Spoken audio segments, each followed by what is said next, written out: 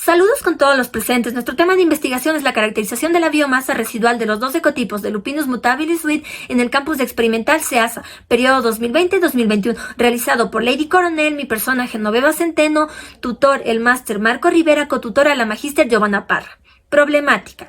¿Qué problema nos llevó a realizar esta investigación? En el Ecuador, el cultivo de las leguminosas está dado principalmente por los agricultores. Uno de ellos es el cultivo del chocho, mismo que tiene un uso principal como es el consumo directo del grano o la semilla. Y una vez cosechado, la biomasa no es utilizada.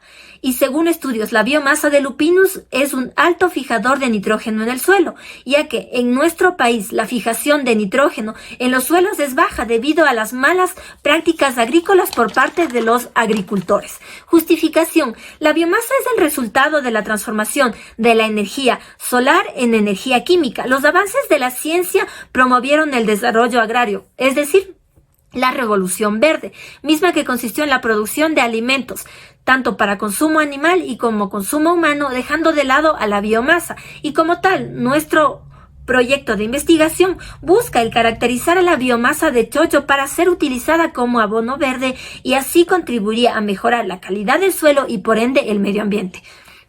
Objetivos. Objetivo general de nuestra investigación. Caracterizar la biomasa de los dos ecotipos de Lupinus mutabilis Witt en los 4 índices de cosecha de forma física y química con el fin de generar una agricultura circular amigable con el ambiente. Objetivos específicos. 1. Determinar las características físicas y químicas de la biomasa de chocho. 2. Conocer las diferencias de los dos ecotipos en los 4 índices de cosecha. 3. Identificar los beneficios ambientales que generaría la utilización de la biomasa de chocho en la agricultura tradicional. Para llevar a cabo estos objetivos se realizaron actividades. Como primero, se determinó los diferentes parámetros a estudiar de los dos ecotipos para ver qué cantidad de aporte dan al suelo. 2. Se tomó datos en campo, los cuales nos sirvieron para diferenciar al ecotipo peruano y al ecotipo Cotopaxi en cuanto a su comportamiento y las semejanzas que los dos presentaban. Tercero, se recopiló información necesaria sobre el abono verde, se identificó aquellas ventajas ambientales que generaría la utilización del abono verde y por último se analizó los resultados obtenidos de los parámetros estudiados. Hipótesis. En la presente investigación se planteó una hipótesis afirmativa, una hipótesis nula y variables, tanto dependiente como independiente, las cuales ayudaron a dar paso a una fase experimental. La hipótesis afirmativa nos dice que los ecotipos peruano y Cotopaxi producen la misma cantidad de biomasa vegetal. La hipótesis nula, los ecotipos Cotopaxi y peruano no producen la misma cantidad de biomasa vegetal. Las variables. La variable dependiente tenemos a los 4 índices de cosecha de los dos ecotipos estudiados y la variable independiente a las características de la biomasa de los dos ecotipos a estudiar. Marco teórico. Con ello partimos diciendo que el origen del chocho, o llamado también taguari, es oriundo de los Andes, Bolivia y Perú. En el Ecuador, en las provincias que mayormente se lo cultiva, es en Chimborazo, en Cotopaxi y en Pichincha. Alrededor de 70.000 hectáreas al año se producen de este cultivo. Ecotipos de chocho. Un ecotipo de chocho es un conjunto de individuos en el ámbito de una especie usualmente producida mediante una semilla que ha sido adaptada genéticamente a condiciones de un suelo. En este caso, el ecotipo peruano ha sido adaptado fielmente a las condiciones climáticas y al suelo de nuestro país. Los índices de cosecha son 4. Índices en donde se va a cultivar a la semilla, es decir, el índice grano tierno, índice verde lima, índice café y el índice amarillo. La biomasa. Autores como Mera en el año 2019 consideran a toda aquella materia orgánica susceptible a ser utilizada como fuente de energía, misma que puede ser de origen animal o vegetal, ya sea de transformaciones procedentes en el medio.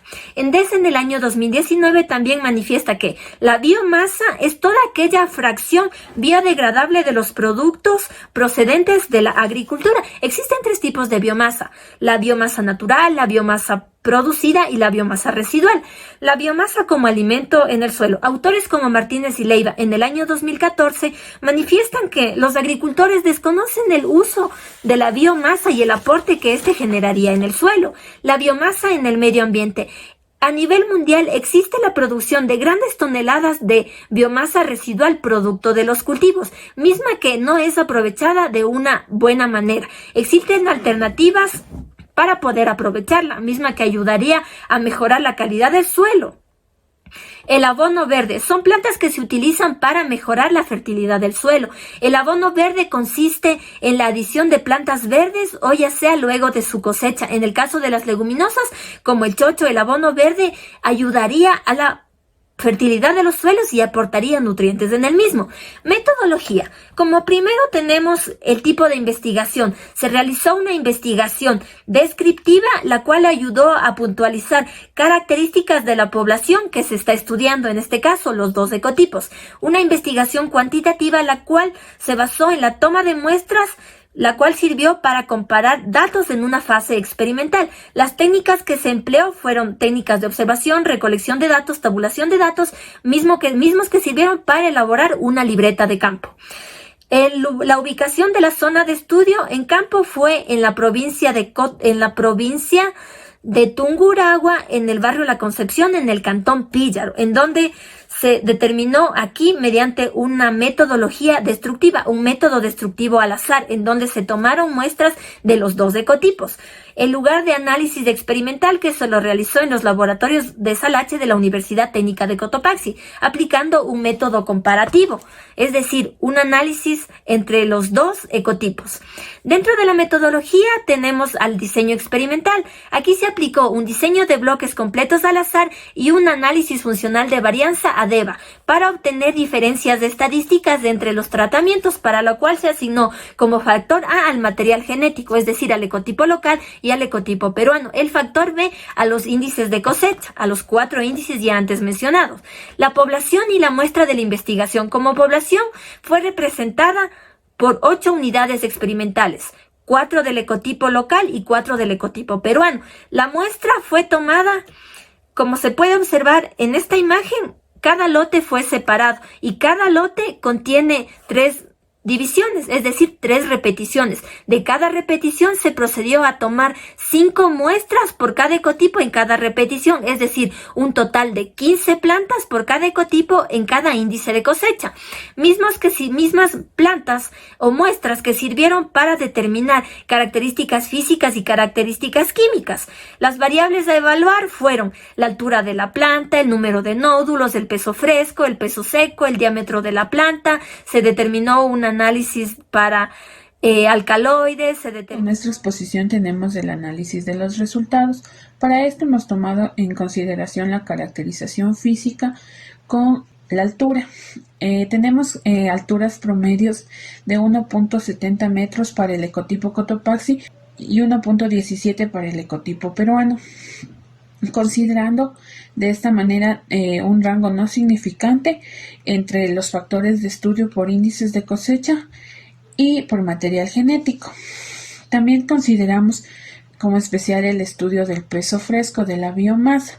Como promedio general de peso fresco en los 4 índices de cosecha tenemos 383.6 gramos en el ecotipo Cotopaxi y 261.07 gramos en el ecotipo peruano. Es importante considerar que el índice de cosecha 1 grano tierno presenta un promedio de 247.49 gramos en el ecotipo Cotopaxi, mientras que el ecotipo peruano presenta 201.84. En el índice de cosecha 2 verde Lima presenta pesos promedios de 536 gramos en el Cotopaxi y 382 gramos en el peruano. En el índice de cosecha 3 amarillo presentamos promedios de 4.36 en el ecotipo Cotopaxi y 234 en el ecotipo peruano. En el índice de cosecha 4 grano café presentamos pesos promedios de 314 gramos en el ecotipo Cotopaxi y 225 en el ecotipo peruano. En cuanto a peso fresco se refiere, el promedio general del peso en seco en los 4 índices de cosecha es de 94.84 gramos en el ecotipo Cotopaxi y 68.86 gramos en el ecotipo peruano. Es importante considerar que el índice de cosecha 1 grano tierno presenta un promedio de 216.53 en el ecotipo Cotopaxi y 52.93 en el ecotipo peruano, tomando en cuenta que para este hicimos una muestra relativa de 1 kilogramo de muestra fresca y llevamos a secar. En el índice 2 cosecha verde Lima presentamos un promedio de 107.64 gramos en el ecotipo Cotopaxi y 78.48 en el ecotipo peruano, tomando en cuenta que se utilizó una muestra de 400 gramos en peso fresco. En el índice de cosecha 3 de amarillo presentamos un peso promedio de 24.65 en el ecotipo Cotopaxi y 75.45 en el ecotipo peruano. El índice de cosecha 4 presenta un promedio de 30.56 gramos en el ecotipo Cotopaxi y 68.51 gramos en el ecotipo peruano. Tomando en cuenta que para realizar este análisis se tomó una muestra de peso fresco de 100 gramos. Según algunos autores mencionan que en el transcurso de los diferentes índices de cosecha, las leguminosas observan un cambio considerable en las características y parámetros físicos de los ejemplares. Las plantas se tornan envejecidas, secas y su colorimetría cambia drásticamente en comparación a sus primeros meses.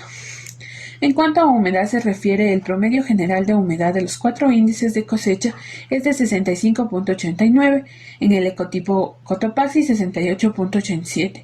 En el ecotipo peruano no tenemos grados significantes. En cuanto a humedad se refiere, el ecotipo peruano fue disminuyendo su humedad a medida que pasaban sus índices de cosecha, es decir, que envejeció más rápido y no cumplió con sus determinados índices de cosecha, a diferencia del ecotipo Cotopaxi que sí cumplió sus índices de cosecha.